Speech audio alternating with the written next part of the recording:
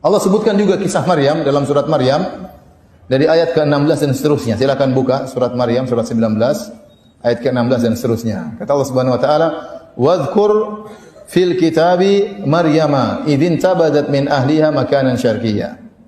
Ceritakanlah wahai Muhammad, ya, kisah Maryam dalam Al-Qur'an. Allah suruh Nabi ceritakan kisah ini. Kita dengar kisah ini, kita ingin tahu faedahnya apa, ya. Idzin tabadat min ahliha makanan syarqiyya. Tatkala Maryam menjauhkan diri dari keluarganya ke suatu tempat di sebelah timur Masjidil Aqsa. Jadi Maryam setelah dia dewasa, dia lebih konsentrasi untuk beribadah lagi. Dia menjauhkan diri, menjauh dari keramaian masyarakat. Orang-orang kenal Maryam. Maryam ini anaknya Imran. Imran dulu orang yang sangat soleh, ya. Maka kemudian Maryam menjauh dan dia ingin konsentrasi beribadah kepada Allah Subhanahu wa taala. Dia menjauh dari perkampungan, dia menjauh, ya. Kemudian kata Allah, "Fattakhadhat min dunihim hijaban fa arsalna ilaiha ruhana." Kemudian dia membuat tabir, hijab melindungi mereka agar dia konsentrasi. Jadi enggak ada yang ganggu-ganggu dia. Dia buat tabir. Ya. Kata Allah, Allah uji dia, fa arsalna ilaiha ruhana fatamassala laha basharan sawiyya. Maka kami pun ngirim kepada Maryam ruhana, itu malaikat Jibril datang. Fatamassala laha basharan sawiyya. Kemudian malaikat Jibril menjelma menjadi seorang laki yang sempurna, itu sangat tampan. Sangat tampan. Ini godaan besar bagi Maryam. Ada laki tampan ketemu dengan dia. Kemudian tatkala laki tampan tiba-tiba tersebut muncul di hadapan Maryam, Maryam mengira ini lelaki jahat, ingin berbuat buruk kepada dirinya. Maka Maryam berkata, "Qalat inni a'udzu birrahmani minka in kunta taqiyya." Aku berlindung kepada Allah dari gangguanmu kalau kau benar-benar bertakwa. Jadi Maryam melakukan dua hal agar dia terhindar dari godaan lelaki. Pertama dia mengatakan, "Ya Allah, aku berlindung kepadamu." Yang paling penting ini, berlindung kepada Allah. Ya. Jangan sampai kita terjerumus dalam hal yang dilarang oleh Allah Subhanahu wa taala. Yang kedua dia mengatakan, "Ittaqillah, wahai si fulan, wahai sang lelaki, bertakwalah kepada Allah Subhanahu wa taala." Dia ingatkan lelaki tersebut, ya. Jadi ini Allah sampaikan hal ini untuk menjelaskan bahwasanya Maryam benar-benar suci. Ya. Dia menjauh karena beribadah kepada Allah. Ada laki-laki datang, tampan datang menggodanya, dia berlindung dan dia mengingatkan laki tersebut, bertakwalah kepada Allah Subhanahu wa taala. Seandainya kalau dia bermaksiat tidak ada yang lihat, tapi dia mengingatkan laki tersebut, "Ittaqillah, hati-hatilah engkau." Kemudian ternyata itu adalah malaikat Jibril. Lelaki yang sangat tampan tersebut malaikat Jibril. Maka dia mengatakan, "Innama ana rasulu rabbiki li ahaba laki gulaman zakiyya."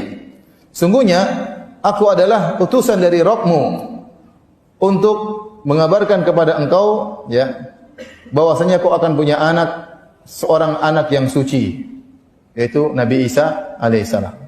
Maryam berkata, "Qalat anna yakunu li gulamun wa lam yamsasni basharun wa lam aku baghiyya." Bagaimana saya bisa punya anak sementara saya tidak pernah disentuh oleh lelaki pun?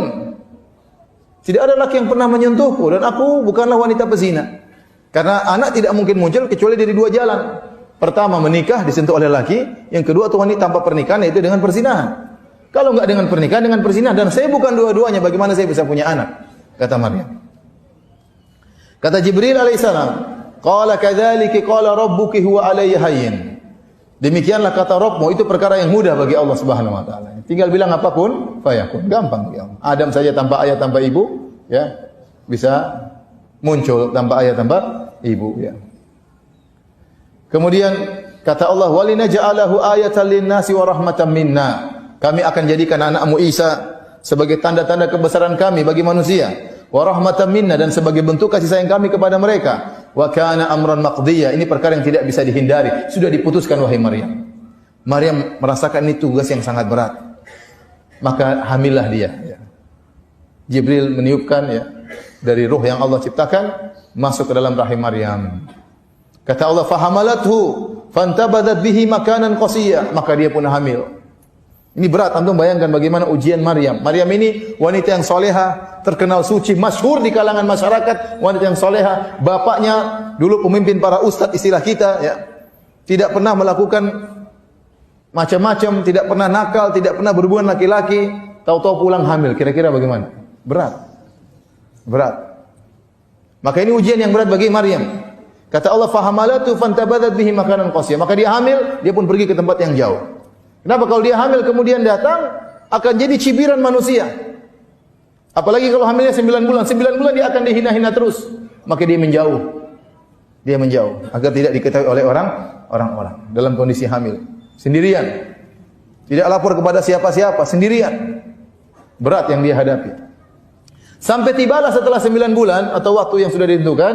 Tibalah saatnya dia melahirkan. Jadi orang bayangkan, oh rupanya kamu selama ini pergi berzina. Kan dia menjauh selama ini beribadah kepada Allah. Pulang-pulang tahu-tahu punya anak. Ini perkara yang sangat berat.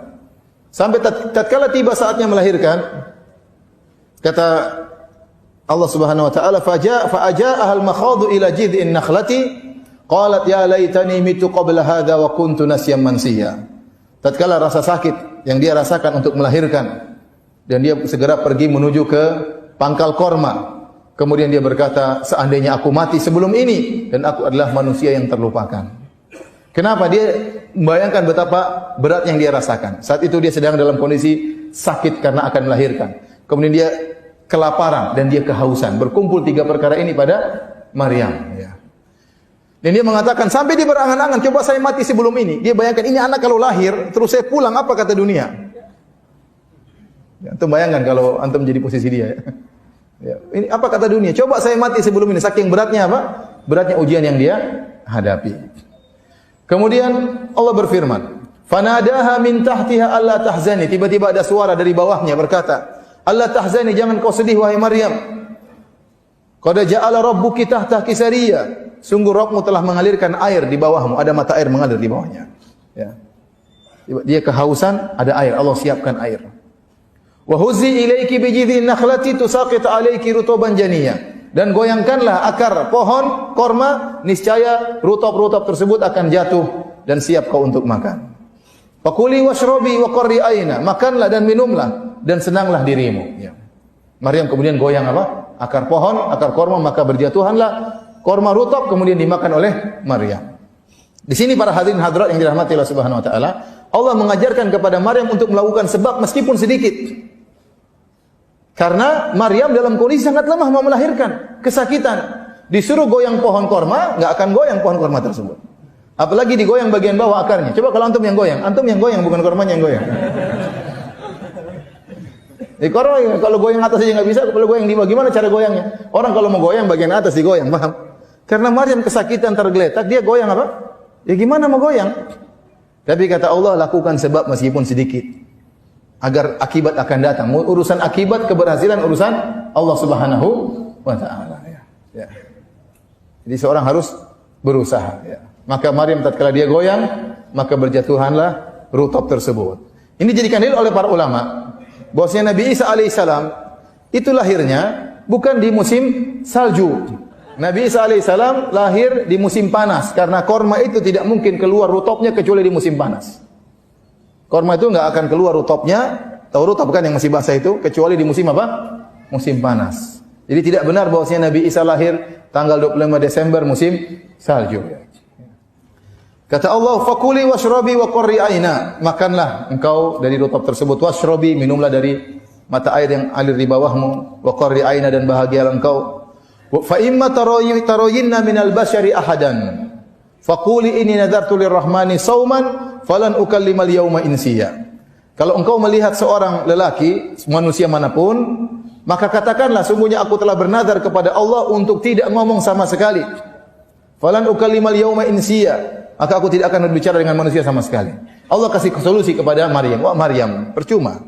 Tidak bisa kau menjelaskan, orang tidak akan percaya. Bagaimana engkau bawa anak, terus tanya, kau bisa punya anak? Gimana cara menjelaskan? Enggak masuk akal. Mau pakai dalil apapun, orang bilang, ya ini kamu berzina. Suami enggak ada, ya bagaimana lagi bisa punya anak? Mau bilang ada malaikat datang, malaikat tiup, orang enggak percaya. Makanya jalan satu-satunya yang terbaik, kata Allah, sudah kamu diam aja, enggak usah ngomong.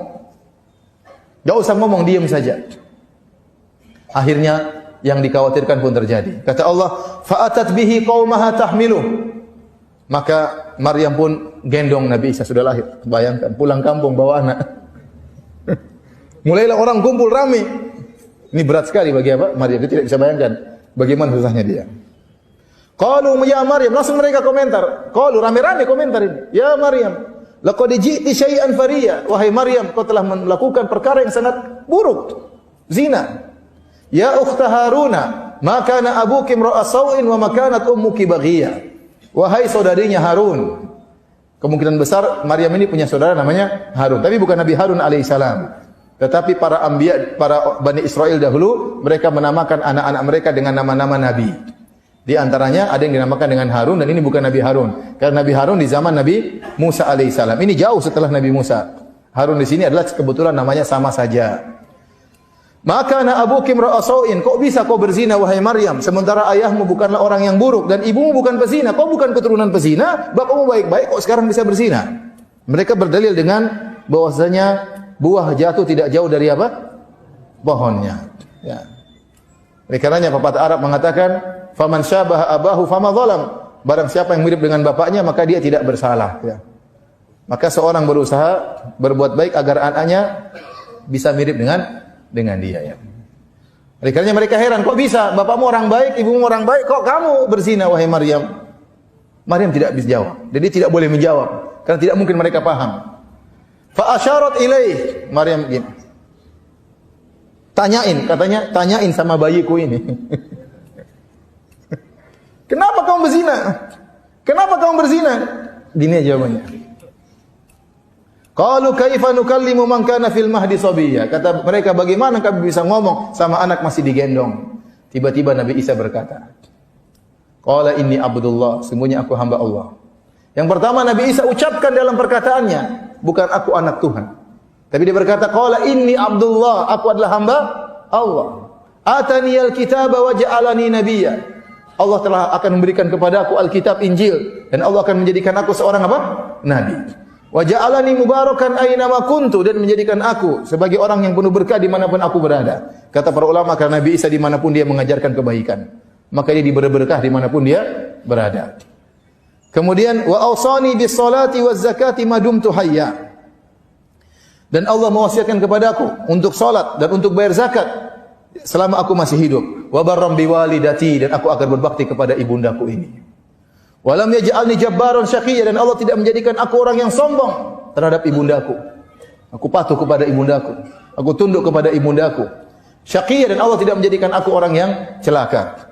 Wassalamu alayya yauma wulidtu wa yauma amutu wa yauma ub'atsu hayya. Dan Allah berikan keselamatan kepadaku tatkala aku lahir, tatkala aku mati, dan tatkala aku dibangkitkan. Ini perkataan Nabi Isa alaihissalam.